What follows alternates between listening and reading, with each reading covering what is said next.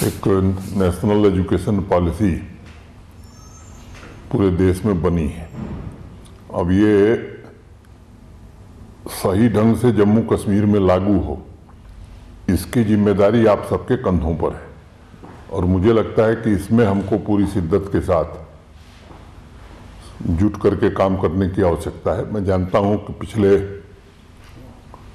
वर्षों में आप सबने काफ़ी परिवर्तन किए हैं और अच्छी दिशा में स्कूली शिक्षा हमारी आगे बढ़ रही है, लेकिन एक आदर्श शिक्षा कैसे विद्यार्थी को मिल सकती है, इसमें और भी क्या क्या इंटरवेंशंस आपकी ओर से हो सकते हैं, मुझे लगता है ये सबको मिलजुल करके प्रयास करने की आवश्यकता है।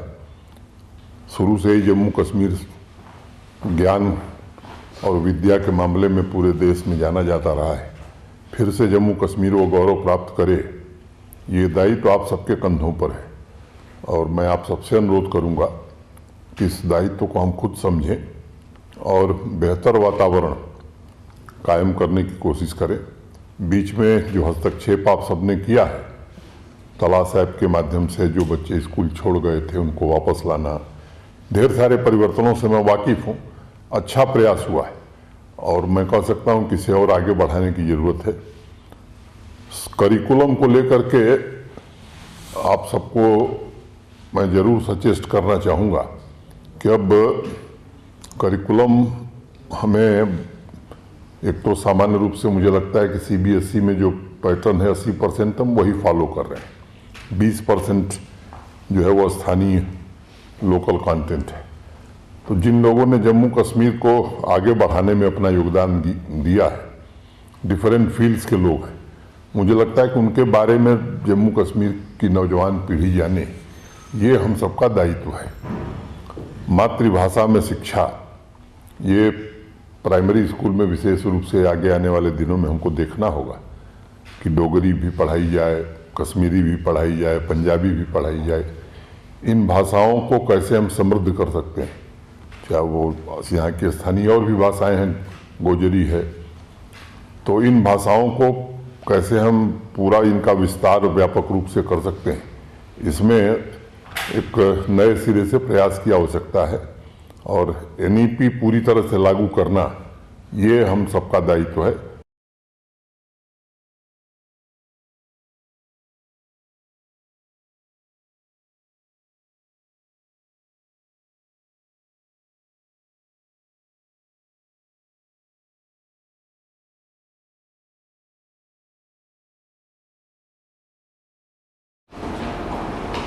आज अभी माननीय प्रधानमंत्री जी ने जो पुस्तक लिखी है एग्ज़ाम वॉरियर्स, उसका विमोचन आपके सम्मुख करने का अवसर मुझे प्राप्त हुआ। ये वास्तव में एक अविस्मरणीय क्षण है। जैसा मेरे पूर्व भी बताया गया कि 2018 में प्रधानमंत्री जी ने पहली बार विद्यार्थियों, अध्यापकों और अभिभावकों के साथ एक परीक्षा पर चर्चा शुरू की थी। सामान्य रूप से परीक्षा के दौरान जो एक मानसिक तनाव या दबाव विद्यार्थियों पर आता है, उसको लेकर के बहुत ही मैं कहूँ कि सहज और सामान्य ढंग से इस पुस्तक में कई ऐसे सुझाव दिए गए हैं। कुल 34 सुझाव हैं और मैं मानता हूँ कि हर सुझाव का अपना एक विशेष महत्व है। जैसे एक बात तो पुस्तक में कही है उन्होंने कि जैसे हम उत्सव मनाते हैं वैसे परीक्षा को भी एक उत्सव की तरह मनाएं, उत्साह के साथ परीक्षा में भाग लेने की बात कही गई है।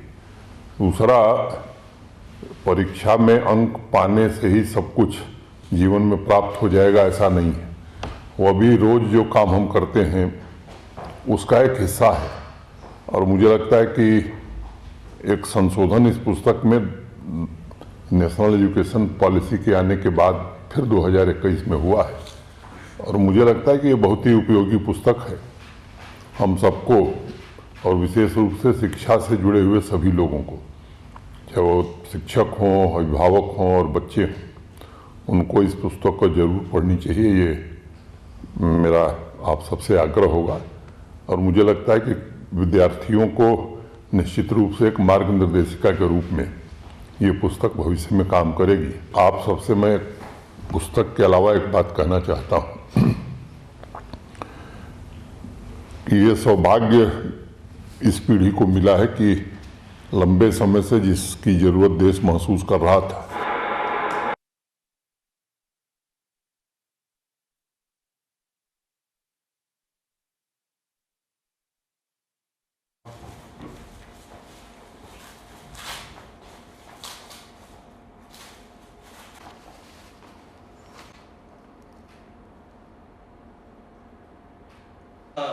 परीक्षा चर्चा सर, इसकी रजिस्ट्रेशन सर 25 नवंबर को स्टार्ट हुई थी सर। ये ऑनलाइन